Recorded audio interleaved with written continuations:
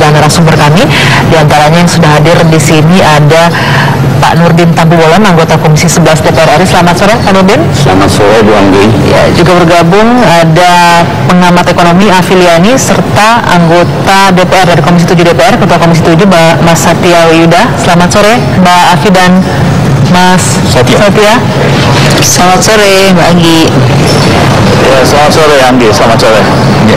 Sebelum ke Mas Satya dan juga Mbak Afi, saya ke Pak Nurdin dulu yang ada di studio.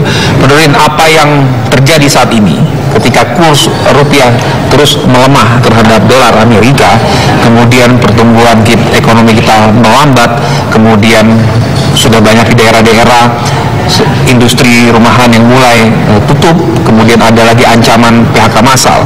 Sesungguhnya langkah pemerintah ini yang sudah diambil, sudah ada atau sudah berjalan, atau memang belum sama sekali, Pak? Jadi kita harus melihat dulu akar permasalahan yang terjadi. Sebenarnya permasalahan ini terjadi dari dua bagian ya. Bagian pertama itu adalah pengaruh daripada ekonomi global yang melambat.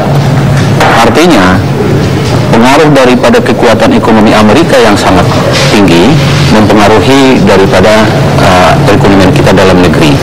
Kemudian di Tiongkok dengan adanya devaluasi sehingga itu juga ikut mempengaruhi.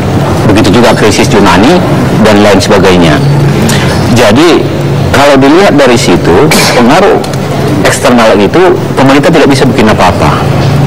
Kemudian pengaruh internal kita, bahwa harga komoditas unggulan kita untuk ekspor itu seperti batu bara, CPO dan lain itu anjloknya bukan main. Tapi kan keadaan seperti ini juga pernah kita alami di tahun 2008. Tapi saat itu pemerintah bisa melewatinya satu di era pemerintahan Pak SBY.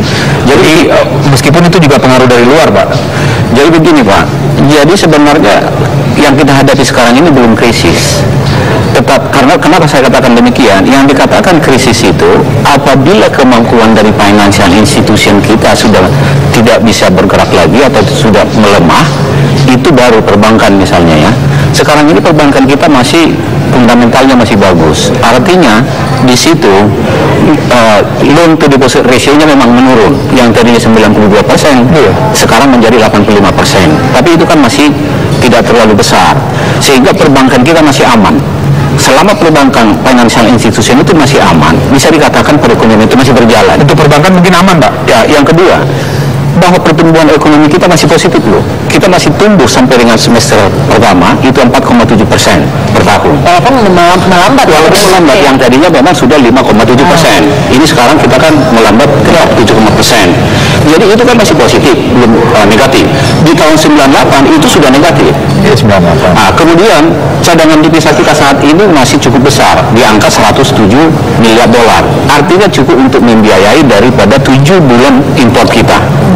Dari situ berarti kita kan masih positif. Kalau kita bandingkan dengan pertumbuhan ekonomi di negara tetangga kita saat ini seperti Malaysia, itu sudah di bawah 3%. Oke, tadi Anda bilang kita lebih baik. Perbankan kita aman, Pak Nurdin. Bagaimana dengan sektor real ekonomi kita di bawah itu? Bagaimana Anda melihatnya? Kan ini perlambatan ekonomi, sektor real tidak bergerak di bawah. Nah, itu yang menjadi harus pekerjaan rumah daripada pemerintah. Sektor real kita itu haruslah diukur dari daya saingnya.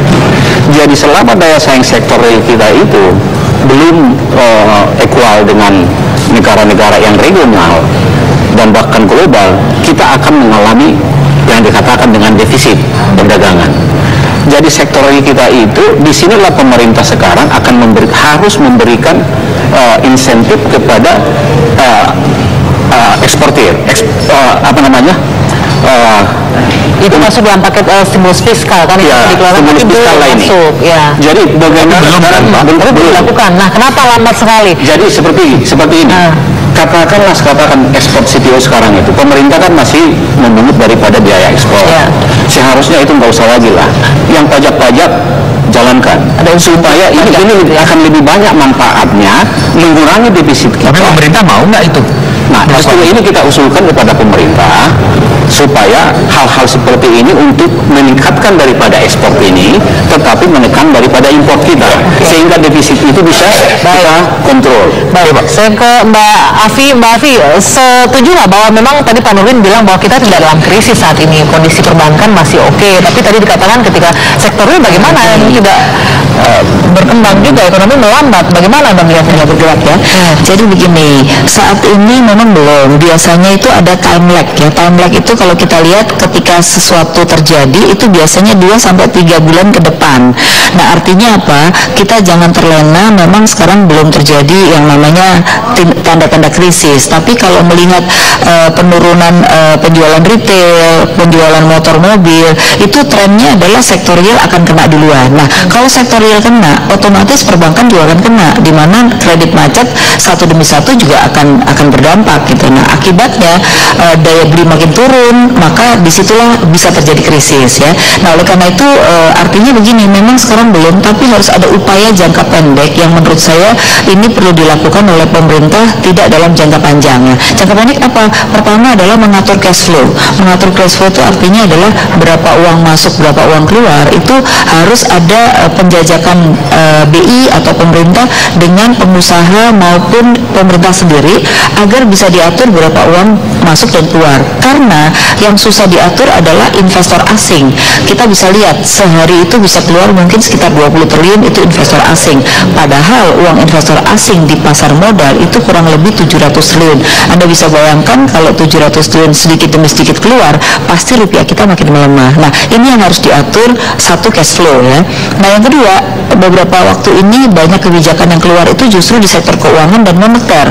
Di sektor realnya itu yang mestinya bersama-sama dengan sektor keuangan sehingga bisa mempengaruhi atau menjaga tidak krisis. Misalnya baru-baru ini pasar modal mengeluarkan bahwa bisa buyback. Nah, buyback ini adalah supaya menggerakkan indeks lebih baik dan juga perusahaan yang sudah go public bisa mengambil kembali sahamnya misalnya. Itu juga suatu hal yang bagus. Nah, yang ketiga ini PR-nya DPR. JPSK itu belum disetujui. Nah, harusnya Oktober ini paling nggak harus, karena kalau tidak, ketika ada krisis itu tidak ada yang mau bertanggung jawab. Itu bisa kita lihat di kasus Senturi tahun 2008, tidak adanya JPSK dan peraturan pengganti pemerintah itu tidak disetujui juga, akibatnya banyak korban. Nah, oleh karena itu JPSK juga harus, dan juga harus ada protokol krisis, di mana protokol krisis itu bukan hanya pada Departemen Keuangan BI, tapi juga semua departemen harus melakukan itu. Mbak Afi, nanti kita lanjutkan. Saya juga ingin menanyakan ke Mas Satya, apa Mas Satya menurut Anda mengapa pemerintah terkesan lamban mengantisipasi, atau memang karena memang belum krisis, atau memang tidak tahu akan melakukan apa menghadapi krisis yang akan menghampiri Indonesia? Usai jeda saat lagi di Kabar Petang akan kembali untuk Anda. Solar itu rupanya harga solar bersubsidinya lebih mahal dibandingkan solar yang dijual di industri. Hal ini kan juga akan menimbulkan keresahan. Disinilah letaknya menurut saya perlunya crisis center tadi di dalam memaknai, mensikapi yang multisektoral, multi kementerian. Oke, Pak Nurdin, apa nih konkretnya kalau sempat dibentuk di crisis center, artinya pemerintah memang tidak mampu sehingga harus dibentuk crisis center tersendiri? Sebenarnya begini, yang dikatakan krisis center itu kan seperti yang saya katakan tadi, bahwa kita ini sekarang belum masuk ke krisis.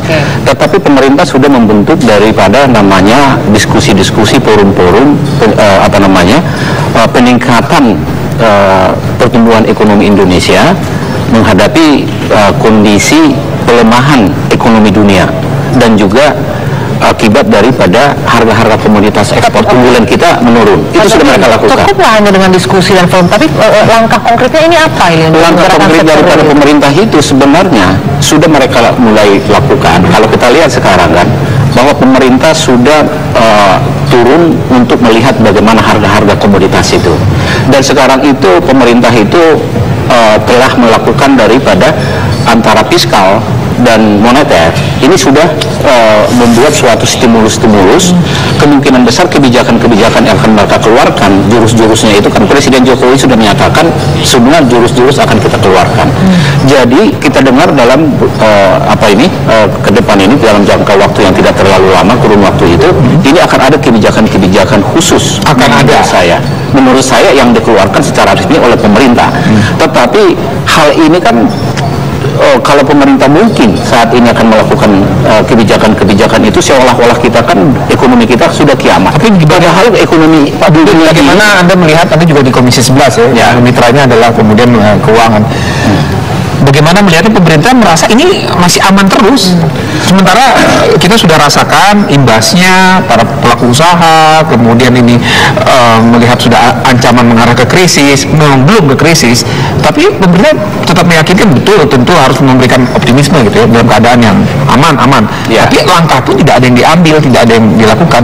Justru itu saya bilang, karena mereka sudah melihat ini sesuatu yang masih aman dari sebelumnya, dan sekarang dengan tembusnya di 14.000, bahkan kan perhitungan daripada para ekonom sebenarnya 15.000 pun sampai 16.000 masih belum krisis loh. Jadi kita nunggu 16.000 dulu? Bukan begitu.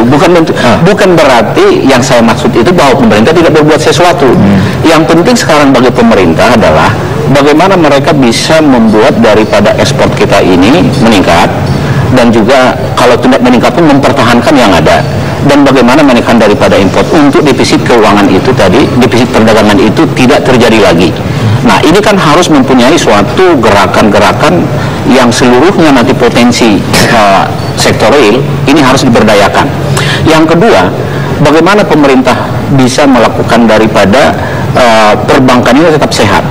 Kalau selama perbankan sehat, sektor real kita bisa masih meningkatkan atau menjaga ekspornya dan menjaga daripada defisit kita, perekonomian kita itu akan tetap bertahan. Nah, Pak Nurdin, masalah tadi Mbak Afi bilang bahwa ini perbankan oke sehat, tapi kalau retail sektor real ini melemah, ini akan berdampak juga terhadap perbankan. Itu sangat benar. Misalnya, seperti saya bilang, retail sudah turun omsetnya jauh drastis. Bagaimana langkah konkret itu yang harus diambil pemerintah? Kenapa belum juga?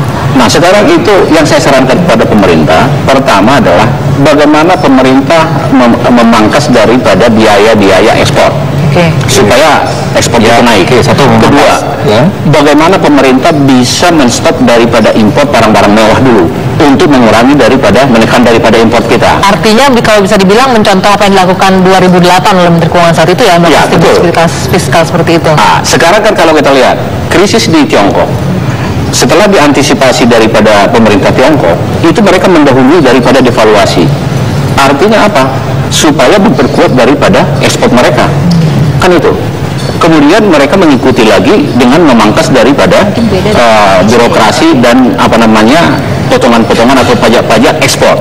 Tapi pajak-pajak yang lain itu tetap berjalan. Karena kalau memang pajak itu semuanya dibebaskan, itu kan apa yang diharapkan oleh pemerintah untuk membiayai APBN tahun ini dan tahun depan. Nah, hal-hal seperti ini perlu kebijakan yang berani dan walaupun tidak populer dari pemerintah. Ini saran saya. Belum berani ya, pemerintah belum berani untuk melakukan, bukan belum berani, belum waktunya untuk mengumumkan.